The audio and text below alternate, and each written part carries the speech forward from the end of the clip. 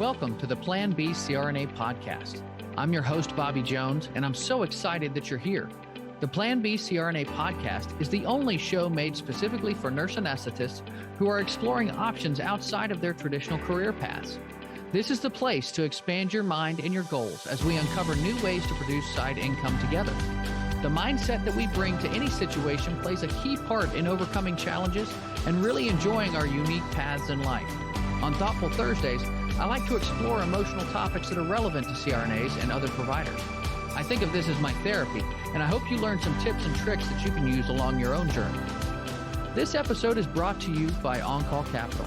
On-Call Capital is dedicated to educating CRNAs and other healthcare providers about investing outside of the traditional stock market.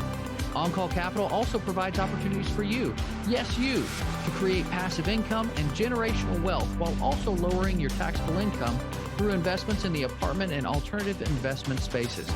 If you haven't hit subscribe yet, make sure you do that right now so that you don't miss an episode. Thanks so much for joining me today, and now on with the show. Welcome to Thoughtful Thursdays on the Planned B CRNA Podcast. I'm your host, Bobby Jones, and as always, I like to start these episodes off with a quote that gets me thinking. Jiddu Krishnamurti once said, "It is only those who are in constant revolt that discover what is true, not the man who conforms, who follows some tradition. It is only when you are constantly inquiring, constantly observing, constantly learning that you find truth, God, or love."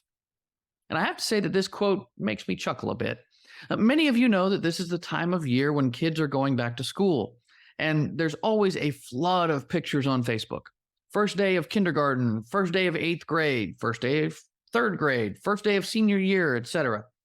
The reason the quote makes me laugh is because several years ago, we made the decision to not take first day of school photos.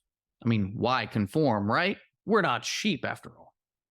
Of course, now that I have 3 kids going into 8th, 4th, and 2nd grade, respectively, I feel more pressure than ever to document these moments.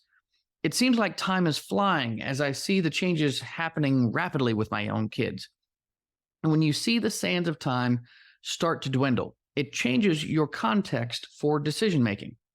I feel a bit guilty that I didn't do this one thing every year, despite the fact that we've taken family photos every year and still have thousands of photos from tons of events in our kids' lives over the last decade plus. It's interesting how peer pressure and social media can work on you. But what surprises me more than anything is the learning curve that I see with my children.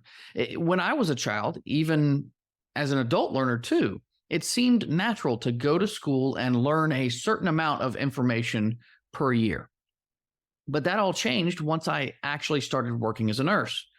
Because once I completed nursing orientation for my first job, life became more about showing up on time and doing the job and sticking within certain parameters, rather than a life that's built on encouraging continual learning and growth.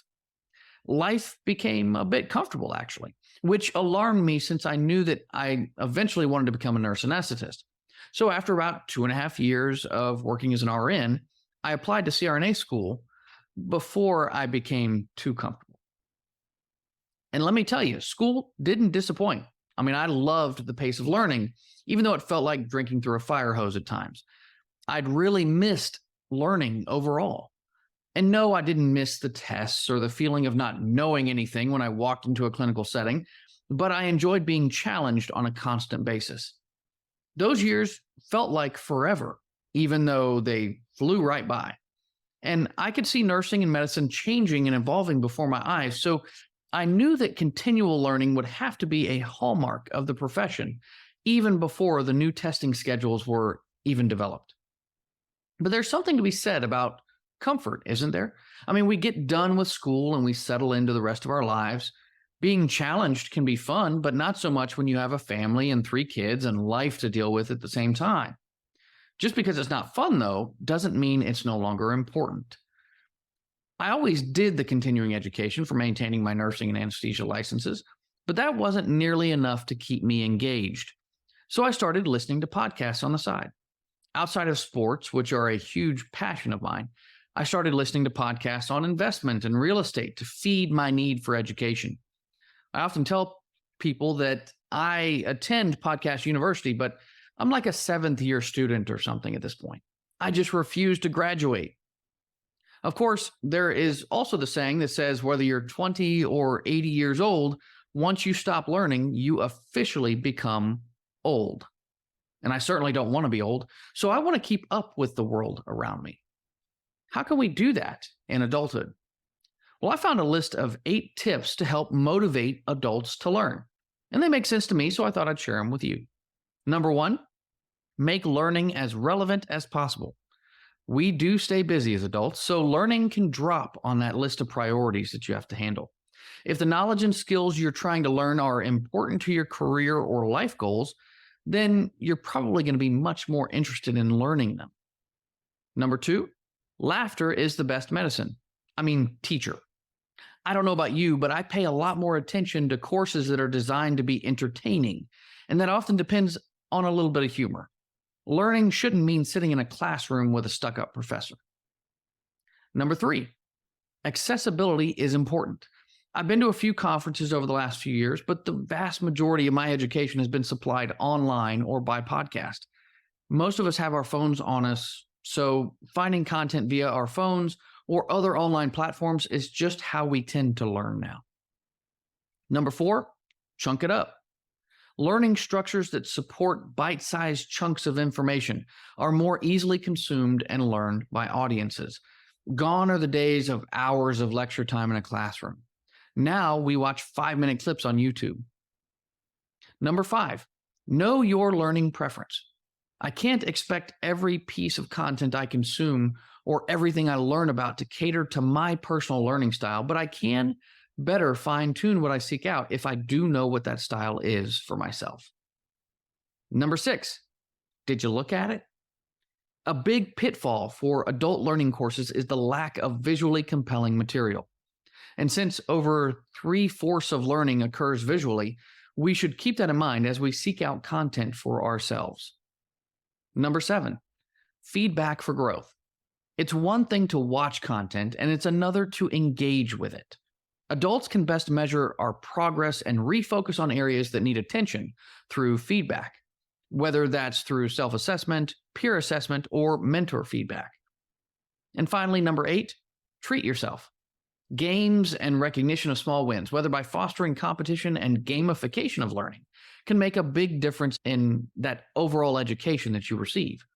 Points, badges, leaderboards, certificates, any of these things might be the trick for you to motivate and maintain that motivation to learn. And now, I'm not sure if you noticed, but a lot of these methods that are recommended for adult learning are pretty similar to those that are recommended for kids as well. Children don't tolerate doing things joylessly. Just ask my kids about cleaning their rooms. But learning doesn't have to be boring. Millions of folks in my age range received world news from The Daily Show with Jon Stewart. How did a show on a comedy station deliver the news? Well, whether you watched or not, the show was an institution for the better part of 20 years because it utilized many of the tips that I just mentioned.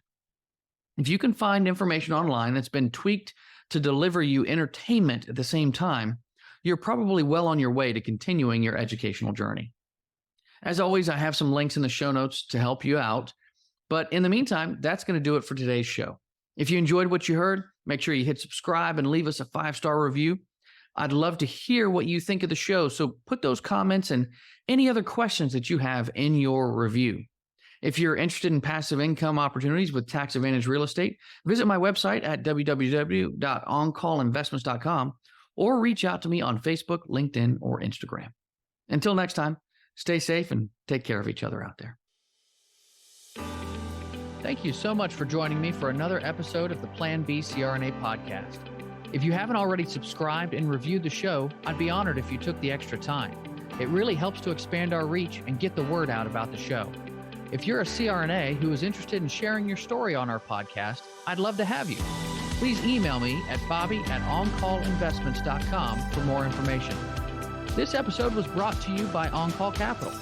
They are dedicated to helping providers like you develop passive income and generational wealth through investments in the apartment and alternative investment spaces. Feel free to check out their website at www.oncallinvestments.com and subscribe to their free educational email series. You can find On Call Capital on Facebook, Instagram, and Twitter. You can also check out our YouTube page, where you'll find all of the show episodes along with other educational videos. Thanks for listening, and we'll see you on the next episode.